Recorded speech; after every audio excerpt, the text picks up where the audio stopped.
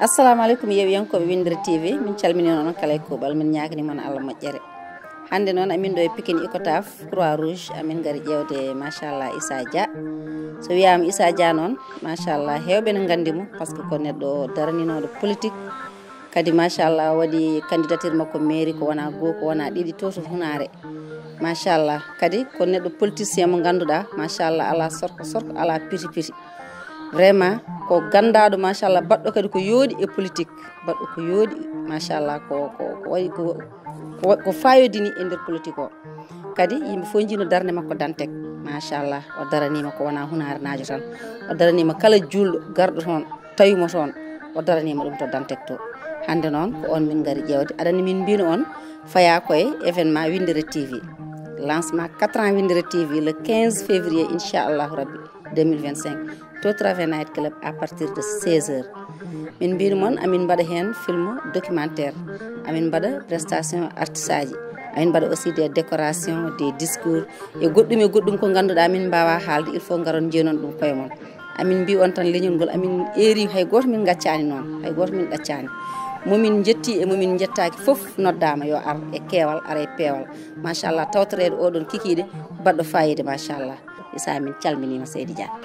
Assalamu alaikum bandiraɓe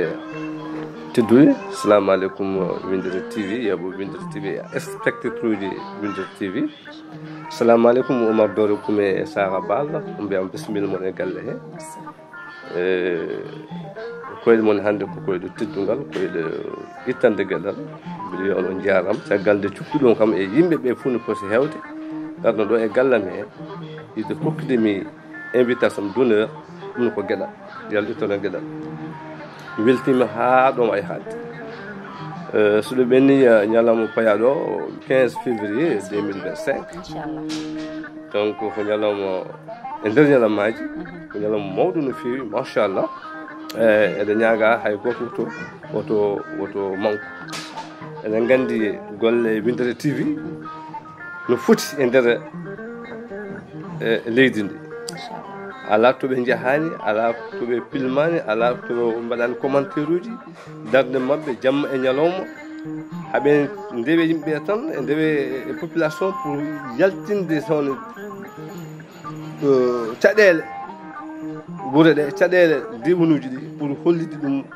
autorité ji leydi ndi e autorité caggal leydi ndi donc ɗum noon ko gollal mawgal ɗum noon soɓe noddi enen mbawɗen tan ko enen ko ɓornat koye men ken nofneɓe e keewal ɗum noon mbi on on jarama Allah jarama caggal nittunoɓe gueɗal e oɗo ñalawma paaɗo ɗum noon on jarama no fewi min beltanimama ɗum noon lettre ma invité d'honneur a noddama an yiɗɓe ma e sehilaɓe ma machallah on noddama ono fo e keewal salmini mi juurimama Seydi Sa ɗum noon yeeɓiyankoɓe Windere TV min calmini on amin mbi on kadi ha saaha goɗɗo e invité goɗɗo Windere TV wona minen ko onon ha yesso ko lawol